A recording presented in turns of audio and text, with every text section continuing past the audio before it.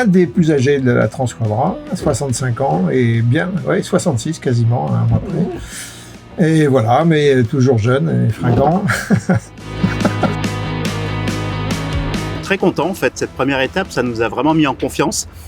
Et donc on aborde la deuxième étape maintenant serein, quoi, parce qu'on a validé plein de trucs, on est en confiance et heureux de partir.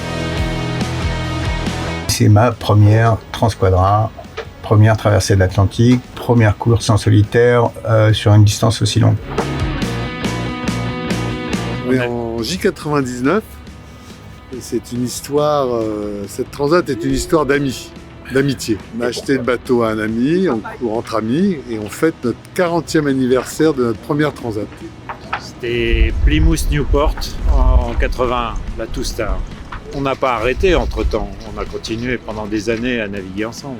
Et donc voilà, ça boucle l'histoire de l'amitié et de la fidélité. Une belle histoire. Et peut-être pas la dernière, sûrement. Lors de la première étape, première soirée et deuxième journée, moyen, parce que je suis bêtement tombé dans le bateau après avoir merdé à l'avant avec le code 0 à 5. Et puis après j'ai remonté bien jusqu'à une journée et demie de l'arrivée où mauvaise gestion du sommeil sûrement. Je me suis endormi 4 heures au lieu d'une demi-heure parce que j'avais oublié de mettre en route mon réveil. Et le bateau il a fait des zigzags pendant 4 heures. Donc j'ai perdu 1h30, voilà, je suis arrivé 1h30 plus tard que prévu, ça me coûte 2 à 3 places quand même. J'ai pris vraiment du plaisir lors de cette première étape, ça a été assez riche, d'abord parce que je me suis endormi le premier jour pendant 4 heures, je suis tombé et donc j'ai perdu un peu de temps, mais je me suis bien repris, j'ai fait des choix intéressants, je suis parti à l'ouest, ça m'a permis de faire une bonne course et d'arriver à une place que je pensais pas pouvoir toucher, puisque je finis 7e en temps réel et j'étais super content.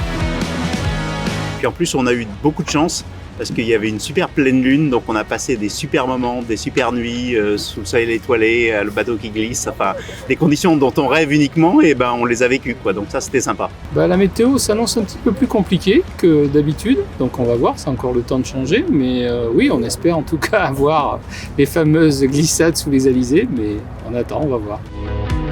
Enfin l'important c'est d'arriver entier. Et puis, non, je voudrais bien marcher, pas vraiment envoyer la voile. Je pense que physiquement, je suis en forme, mais ouais, je voudrais bien la faire à fond, cette deuxième étape. C'est une course en solitaire, mais paradoxalement, on l'a fait en équipe, puisqu'on est vraiment dans une grosse équipe à La Rochelle avec beaucoup de solidarité. Donc, même si on est en solitaire, c'est quelque chose qu'on a préparé en équipe et ça a une valeur inestimable. On a un objectif très important, c'est de se faire plaisir. Tout à fait, exactement, de se faire plaisir et d'arriver au bout, voilà.